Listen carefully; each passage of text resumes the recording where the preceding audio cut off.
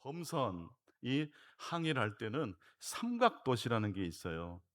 그 삼각도시 있기 때문에 방향을 바람이 내가 원하는 동풍 남풍이 안 불어도 그 삼각도시를 통해서 조정을 했다라고 합니다. 이 삼각도시를 발명한 사람은 정말 상조해야 됩니다. 비가 자주 내리는 영국, 거의 매일 비가 오다시피 합니다. 그런데 영국 사람들은 365일 산책을 즐긴다고 합니다. 비가 오는 날에도 어김없이 산책을 합니다. 왜냐하면 우비와 장화만 있으면 산책하는데 문제가 없다라고 생각하기 때문입니다. 여러분, 갈등이 일어날 때, 비가 내릴 때 어떻게 해야 될까요? 우리 신자에게도 우비와 장화가 있으면 얼마든지 할 수 있겠죠. 그 우비와 장화가 뭡니까? 바로 그게 기도입니다. 오늘 신약의 본문을 보니까 예수님께서 한 곳에 가셔서 기도하셨다라고 말씀하고 있어요.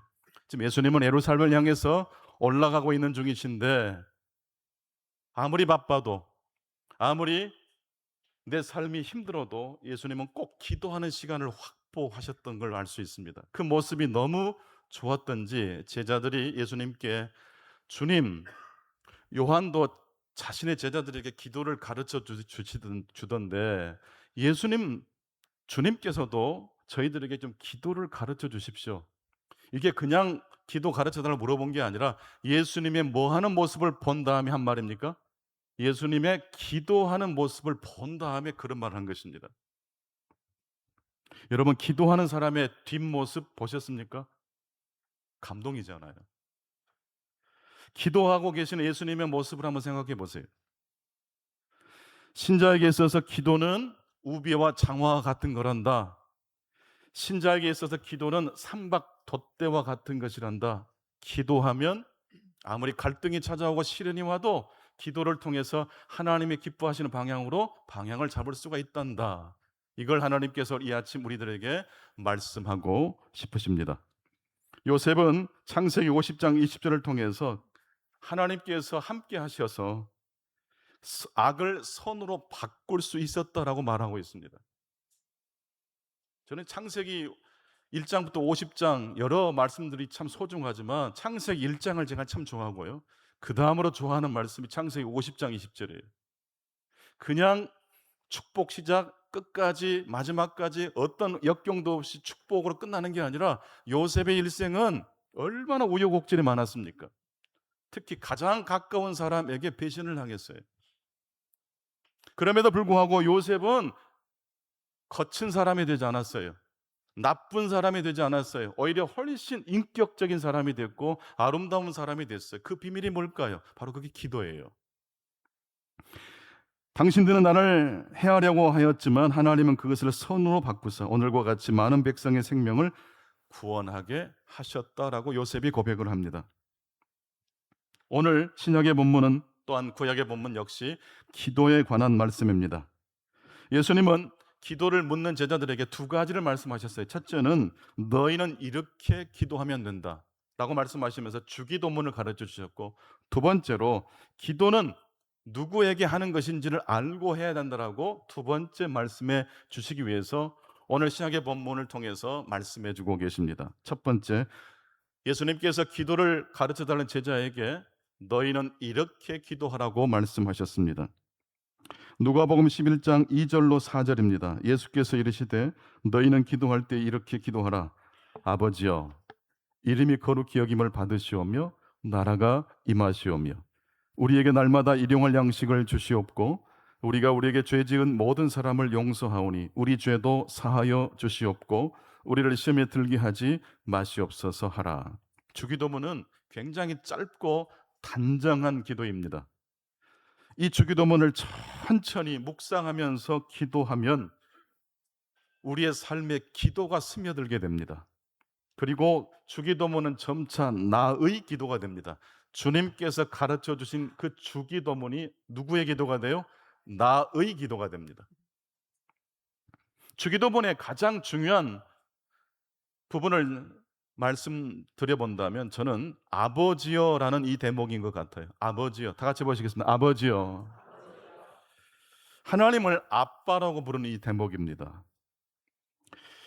아버지라고 하면 우리는 자녀가 된다는 뜻 아닙니까? 하나님을 아버지라고 누가 부르죠?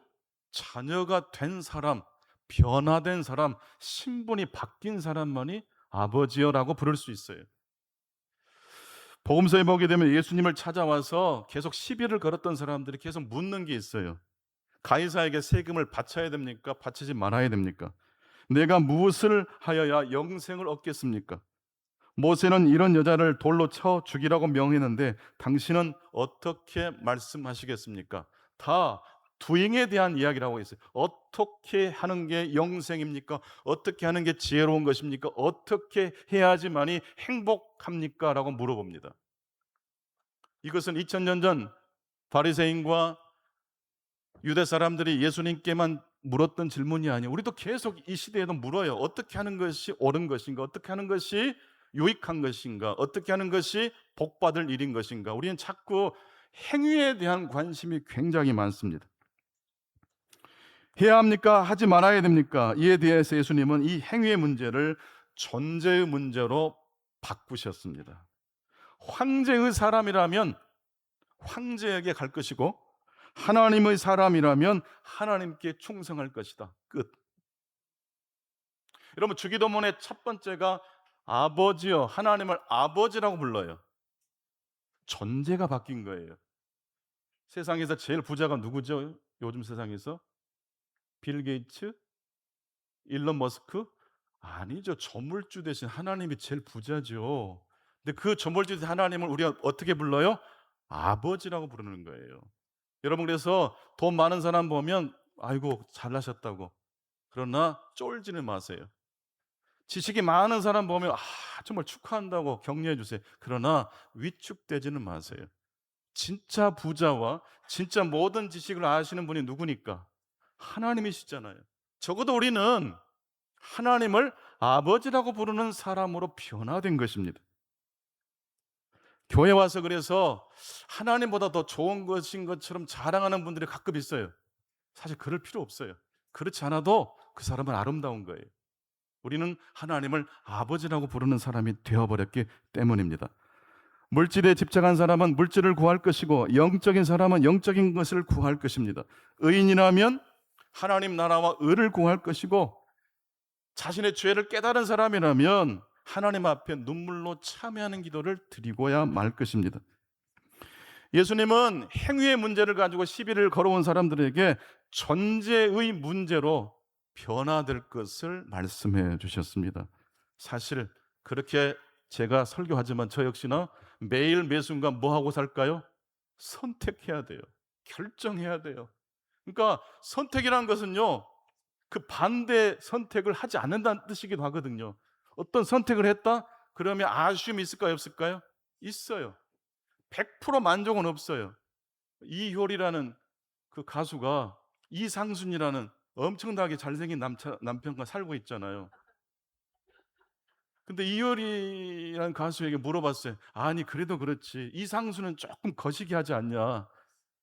근데 이효리의 어머니가 그랬던가? 이효리가 그런 말을 하더라고요. 그놈이 그놈입니다. 연애도 많이 해서 많은 연애를 경험해봤지만 지금 남편이 제일 멋지고 잘생긴 게 아니라 자기랑 잘 맞대요. 그냥 그렇게 잘 맞는 이유는 자신이 눈높이를 낮췄고, 그쵸? 그놈이 그놈이라는 진짜 거대한 진리를 깨달아 버렸어요. 선택은 다른 선택을 포기하는 것이에요. 그래서 늘 선택은 아쉬움이 있어요. 그러나 이 선택의 문제 때문에 아쉬운 분들은 오늘 하나님을 아버지로 부르는 그 자리로 돌아가실 수 있기를 축복합니다. 행위의 문제는 늘 아쉬움이 있어요. 그럴 때마다 존재의 문제로 가야 돼요. 아, 나는 누구인가? 하나님의 자녀가 되었구나. 지금도 이 대한민국은, 온 세상은 성취와 열매로 또 성공의 여부로 사람들을 평가합니다. 가이사의 제국은 여전히 현재 진행형이에요. 그래서 저는 제발 적어도 일주일에 한 번 교회 오는 날만큼은 무엇 때문에 칭찬받는 날이 되지 않게 되기를 바랍니다. 그냥 존재만으로도 기뻐하고 환대하고 서로를 격려해 주실 수 있기를 축복합니다. 그러나 이 행위의 문제, 성취의 문제는 영원히 우리를 괴롭힐 수 없습니다. 영원히 힘을 발휘하지 못합니다. 은퇴하신 교수님은 뭔가 달라져 보인대, 세상이. 은퇴한 다음에 직장인들은요, 이 세상이 뭔가 달라 보인대요. 정점이 있을 때는 안 보이던 것이 보인대요. 이제 90을 향해 가신 저의 아버님도 요즘 드시는 걸로 사투를 벌이세요. 소화하는 게 그렇게 어려우시대요. 근데 최근에 찾아뵀는데 제 앞에서 그래요. 배가 고프다고. 여러분, 배고픈 게 그렇게 축복이 돼요. 배고프지 않은 상태에서 억지로 먹어야 되니까 너무 힘든 거예요. 배가 고프다는 것, 이게 이 속이 비어 있다는 게 그렇게 좋은 거예요. 여러분, 성취하고 움켜쥐는 것이 우리를 영원히 행복하게 하지 않아요. 인생의 전반전을 지나서 후반전을 가는 분들은요, 이제는 집착해서 내려놔야 돼요. 버리고 비우고 벗어나는 것이 행복이지, 더 갖고 성취하는 것이 우리를 기쁘게 하지 않습니다. 때문에 신자의 여정은 행위에서 존재로 나아가는 여정인 줄로 믿습니다. 행위에서 좀 더 잘 살아보자고 얼마나 피 터지게 싸웁니까? 그 행위에서 결국 우리는 어디를 향해 나가요? 행위로 나가는 게 아니라 존재로 나가야 돼요. 아버지여, 우리는 주님의 자녀가 되었기 때문에 고백할 수 있습니다. 아버지여, 이 고백 속에는 행위보다 무엇이 더 중요하다는 걸 이야기합니까? 존재가 중요하다는 것입니다. 예수님은 이 주기도문을 통해 우리에게 말씀하십니다. 계속해서 이 기도를 반복하고 나의 기도로 스며들 수 있도록 해라. 그러면서 예수님께서는 두 번째, 이 주기도문을 말씀하시고 이어서 하나의 비유를 말씀해 주십니다. 왜냐하면 우리가 기도하는, 우리의 기도를 들으시는 하나님이 어떤 분인지를 알고 우리가 기도해야 되는데, 보통은 고정관념과 잘못된 하나님에 대한 이미지가 있기 때문에 기도를 해도 꺼림직하고, 이게 기도 응답인가 아닌가 헷갈릴 때가 참 많아요. 두 번째, 이 아침 우리에게 주신 말씀입니다. 우리의 기도를 들으시는 하나님은 과연 어떤 분이신가라는 것을 꼭 물어보셔야 한다는 것입니다. 한밤중에 똑똑똑 친구가 갑자기 찾아왔습니다. 나가보니까 여행 중인 친구가 갑자기 들이닥친 것이었어요. 하룻밤만 묵자고. 근데 갑자기 찾아온 친구에게 대접할 떡이 없어요. 빵이 없어요. 어떡합니까? 이 나그네가 배고파서 지쳐있는데. 그래서 옆집 이웃의 집에 문을 두드린 것입니다. 중동 지역에서는 예수님 당시에 이런 일들이 비일비재했다고 합니다. 여관도 없었을 것이고 뭐 자동차도 없었기 때문에 일단 문을 두드려야 되고, 두드리는 사람을 박대하지 않고 어떻게 해야 돼요? 환대해 줘야 합니다. 그런데 떡이 없어요. 난감한 처지가 된 것입니다. 결국 그 사람은 이웃집으로 가서 문을 두드리며 말했습니다. 급히 빵 몇 조각만 빌려주십시오. 예기치 못한 손님이 찾아왔습니다. 잠에서 깬 이웃은 이 밤중에 무슨 일입니까? 아이들이 다 자고 있는데, 그러면서 마지못해 말합니다. 잠깐 기다리십시오. 팔레스틴 예수님 당시의 그 가옥 구조는요, 방 하나에 온 가족들이 다 기거하는 그런 형태입니다. 그러니까 문을 열면 온 가족들이 다 깨게끔 돼 있어요. 계속해서 거절할 수가 없는 형편이에요. 떡 주십시오. 떡 빌려주십시오. 못 빌려준다니까요. 이렇게 옥신각신하면 가족들이 다 깨야 돼요.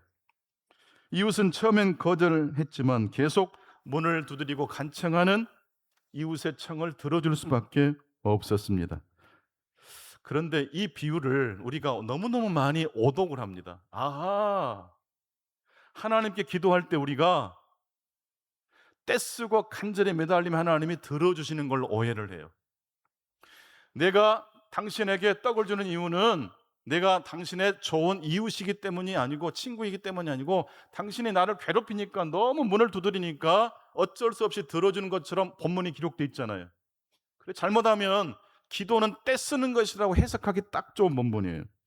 비록 벗됨으로 인하여는 일어나서 주지 아니할지라도 그 간청함으로 인하여 일어나 그 요구대로 주리라. 여러분, 정말 하나님께 자녀된 우리들이 기도할 때 떼써야지만 하나님이 우리의 기도를 들어주실까요? 솔직히 이 비유는 헷갈리는 비유고 혼돈을 주는 비유입니다. 그러나 이 누가복음 11장 8절에 보게 되면 한글 성경에 나와 있지 않지만 내가 너에게 말하노니, 여기에 그러나라는 접속사하고 그리고라는 접속사가 들어가 있다고 생각하면 됩니다. 어느 성경을 보면 카이라고 되어 있는데 이 카이는 그리고로 번역될 수도 있고 그러나로 번역될 수도 있어요. 앞뒤의 문장이 연관이 있으면 그리고고 앞뒤 문장이 반대의 의미고 풀어지면 그러나가 되겠죠. 그렇다면 누가복음 11장 8절의 접속사 카이는 무엇으로 번역되는 게 좋겠습니까? 그리고입니까? 그러나입니까? 그러나죠. 그러나 비록 보됨으로 인하여서 너에게 떡을 줄 수 없지만 너희가 요구하니까 주겠다. 근데 이 카이라는 접속사는 8절 9절 말씀에도 연속해서 들어가 있다고 말씀드릴 수 있어요. 그러면 이 9절 말씀에도 이 카이는 어떻게 해석이 돼야 될까요? 그러나입니까? 그리고입니까? 그러나로 해석해야 돼요. 자칫 비록 보됨으로는 너에게 떡을 줄 수 없으나 네가 너무 매달리니까 준다. 그리고 내가 또 너에게 이르노니 구하라 그러면 주실 것이라고 해석하면요, 마치 기도는 떼쓰면 된다고 해석할 수 있잖아요. 근데 그리고가 아니라 그러나로 해야 돼요. 그러나 구하고 찾고 두드리면 주실 것이고 열릴 것이다 라고 말씀하시면서 이 말씀의 끝부분에 13절에 너희가 악할지라도 좋은 것을 자식에게 줄 줄 알거든 하나님께서 구하는 자에게 뭘 줘요? 성령을 주신다고 했어요. 가장 좋은 것을 주신다는 의미입니다. 떼쓴다고 하나님이 안 줄 걸 주고 줄 걸 나중에 미룬다는 의미는 더더욱 아닙니다. 이 비유는 세속적 이야기와 하나님의 진정한 성품을 대조시켜서 하나님이 어떤 성품을 가지신 분이라는 걸 우리에게 가르쳐 주기 위해서 그렇게 이야기를 전개해 주셨던 것입니다. 아무리 악한 사람도 자식에게는 좋은 것을 줄 줄 알거든 하물며 너희 아버지께서 구하는 자에게, 구하는 자녀에게 뭘 줘요? 성령을 주시지 않겠느냐. 성령을 주신다는 말씀의 의미는 뭡니까? 우리의 기도의 응답이 우리의 소원보다 더 크고 더 지혜롭고 더 선한 방식으로 응답된다라는 뜻입니다. 어거스틴이라는 중세에 탁월한 신학자의 고백록이라는 책에 보면 어거스틴의 어머니 모니카에 대한 이야기가 나옵니다. 이 어거스틴이 상당히 방탕했던 사람이에요. 결혼도 하지 않고 애도 낳고요. 또 이단에 빠져서 한참 헤매기도 했었던 사람이고요.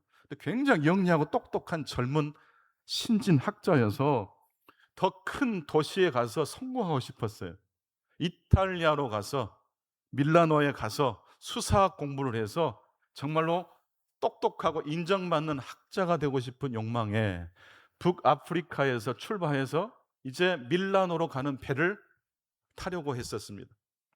근데 그 이야기를 눈치챈 어머니 모니카는 이 아들이 바다를 지중해를 건너서 밀라노에 가면 완전히 사탄의 자식이 된다고 생각한 거예요. 그래서 하나님 앞에 작은 예배당에 매일 밤 가서 기도한 거예요. 하나님, 이 아들이 지중해를 건너지 않게 해주십시오. 하나님의 자녀로 성취보다 더 중요한 존재의 자유를 얻는 자녀 되게 해달라고 날마다 울부짖고 기도했어요. 어머니가 기도하는 걸 자식인 어거스틴이 알았을까요? 몰랐을까요? 알았죠. 그래도 어머니가 기도하는 그 밤에 이미 아들은 배 타고 지중해를 건넜대요.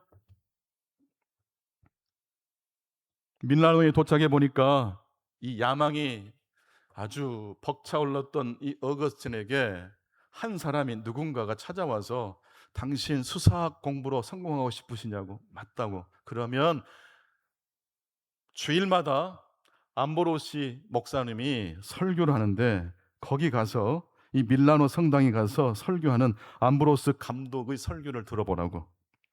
물론 교회 다니라는 말이 아니라 그 암브로스 감독이 어떤 식으로 설교하는지 설교의 방식만 배우고 설교의 내용은 귀를 닫아라. 워낙 설교를 재밌게 아주 감동스럽게 설교를 잘했나 봐요. 그러니까 설교하는 방식만 카피하고 설교 내용은 듣지 말아라 라고 권면을 해줬대요. 그렇게 해서 어거스틴이 매 주일마다 밀라노 성당에 가서 이 암브로스 목사님의 설교를 듣기 시작했습니다.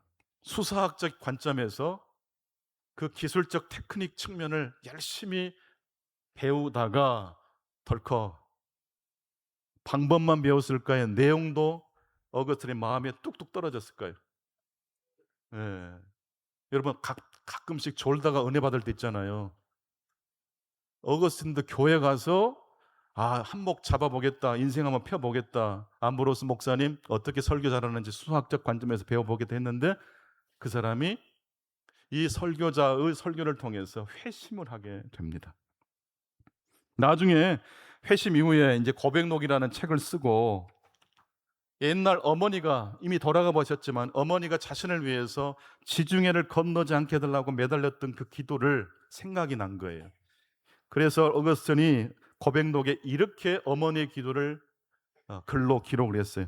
어머니가 그날 밤에 드린 기도는, 아들이 떠나지 않게 해달라고 드렸던 기도는 겉으로는 거절되었지만 기도의 본질은 어떻게 됐어요? 응답되었다. 악한 자라도 자식에게 좋은 것을 줄 알거든 하물며 하늘에 계신 너희 아버지께서 구하는 자에게 성령을 주시지 않겠느냐. 여러분, 우리는요 인생 전체를 봐요, 못 봐요? 못 봐요. 그래서 지금 우리가 좋은 거라고 생각하는 것이 10년 뒤에도 20년 뒤에도 좋은 것일 수는 없어요. 우리는 조각만 봐요. 근데 하나님은요 전체를 봐요. 그래서 하나님의 응답이 내 마음에 안 맞을 수 있을 때가 많아요. 왜 하나님은 지금 이렇게 응답을 안 해주십니까? 왜 이 아들은 타락한 도시 밀라노로 갑니까? 아마 모니카는 속상했을 거예요. 그러나 하나님은 더 큰 수를 가지고 계셨어요. 우연히 만난 누군가로부터 그 밀라노 성당 가서 목사님 설교 들어봐. 수사학적으로 탁월해. 내용은 듣지 말고. 우리가 하나님 앞에 기도할 때 하나님은 우리의 기도를 응답해 주십니다. 겉으로는 응답 아닌 것처럼 보이지만 본질적으로는 날마다 성령으로 역사하시는 응답이 될 줄로 믿습니다. 기도하겠습니다.